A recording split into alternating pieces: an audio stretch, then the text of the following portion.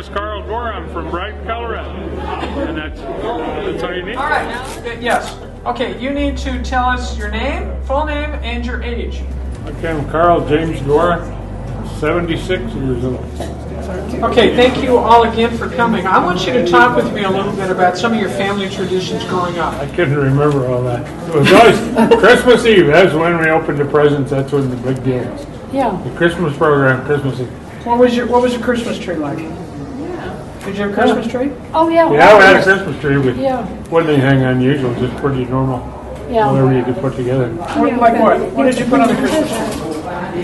Balls and garlands and... That was, icicles were really popular back then. Oh, yeah. Icicles. We did have some sheep later on, but Those were yours. Not right. yeah, I bought some sheep later on, but Goats. yeah, we ended up with a bunch of goats too, and Gohr goats. That was a kick. That was only about a year or so. Those things were impossible. But anyway,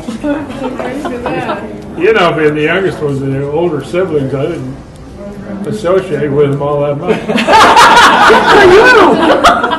They were all grown up and gone off to college or somewhere, and I was still at home doing all the same old things. So I really didn't know that much about them. One time, Alvin caught me doing some of these ornery things. So he grabbed me by my feet and he dunked my head in the horse trough. But see, by the time I came along, I ate the school lunch program. I didn't get in on the sandwich program and all that. So I missed most of that. Thank goodness. Yeah, that's the way I grew. I did a lot of things that they can remember that I don't remember. He remembers, yeah. We were out in the middle of a wide open field, just Yeah. totally open, no trees or anything around. Okay, I was hanging on to her hand. We were just going through the field. When the lightning hit, I ended up being knocked about 10 feet away from where we were, and she wasn't moving. But the funny thing about it, it knocks out your nervous system. So you can't talk, you can't move, you can't anything for a while. And pretty soon your system all comes back together, and you can walk and talk again.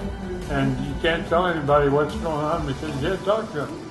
It's really a weird feeling, but I wasn't all that serious. You know, within an hour I was pretty normal. Went back to the house. Well, pretty normal. What's normal?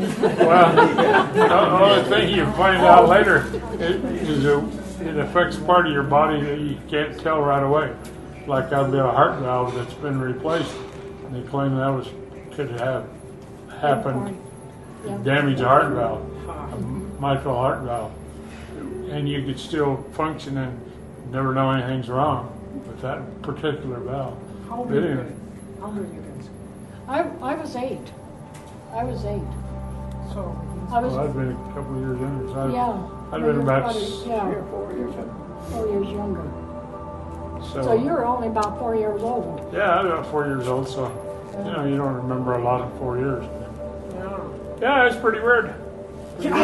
Did you have a hard time breathing afterwards? No, I didn't. But Yeah, because they say that's the one thing that's hard is getting home. Well, I Getting wasn't your breathing, breath. so Dad.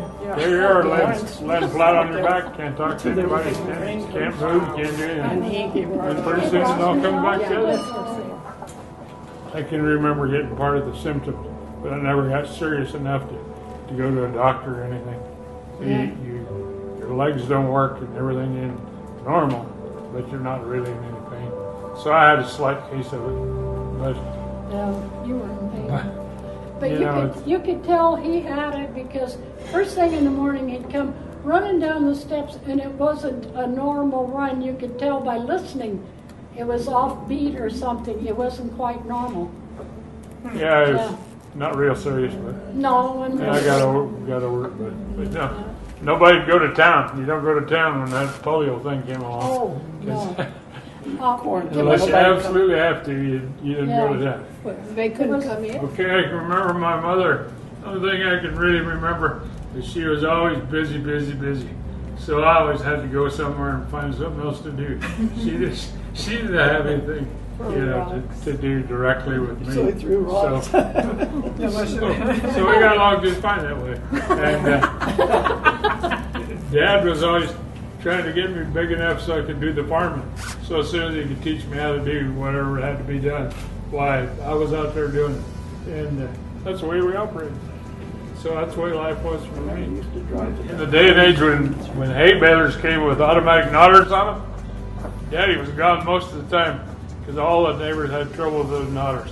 So he was always fixing balers somewhere. And guess who was home doing the farming? Yeah, good old me. The reason ice skating was so much fun, the canals would freeze over, and there might be 3 miles of a canal of really good ice.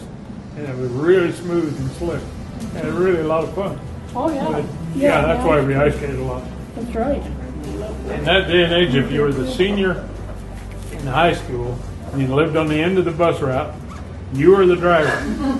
So we're going to drive the bus home and let it sit in your yard. And then the next morning you get up, get in the bus, and go back to school.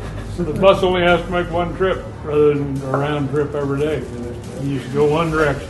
Yeah, senior drove the bus. It paid you, I think, $30 a month to drive the bus. And this day and age, there isn't any way high school seniors are going to drive a bus. Anyway, I don't think so. that's what we did back then. That was the way you lived. You also used, in the wintertime, you put that bus in the potato cellar. Oh yeah, Keep it warm so it's potato stopped. cellar is always above freezing, so you park the bus in the potato cellar. It was always warm, started up in the morning. It always starts. We did that. Had room in the cellar to do that. So those are crazy things you do.